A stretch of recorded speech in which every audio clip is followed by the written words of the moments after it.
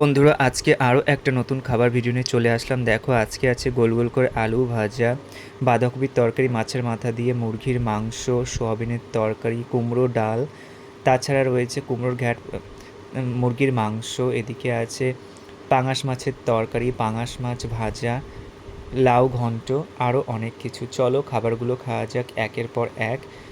প্রথমে আমি খেলাম লাউ দিয়ে মাছের মাথা, যেটা খেতে কিন্তু খুবই ভালো লেগেছিল। লাউ দিয়ে মাছের মাথা খাওয়ার পর আমি খেলাম কুমড়ো ডাল খেলাম, খেতে কিন্তু খুব ভালো লেগেছিল। অনেক দিন পর আজকে খেলাম আবার কুমড়ো ডাল দিয়ে ভাত খাওয়ার পর তারপরে খেলাম একটা ঘ্যাট, যেটা কুমড়ো, পটল, আলু আর চিংড়ি মাছ দিয়ে বানানো হয়েছিল। খেতে কিন্তু খুব ভালো লেগেছিল। ঘ্যাট খেতে কিন্তু আমার খুব ভালো লাগে, তাই আজকে ঘ্যাট বানিয়েছিল। ঘ্যাট খাওয়ার পর আমি খেলাম সোয়াবিন আলুর তরকারি। সোয়াবিন আলুর তরকারিও খেতে খুবই ভালো লাগে।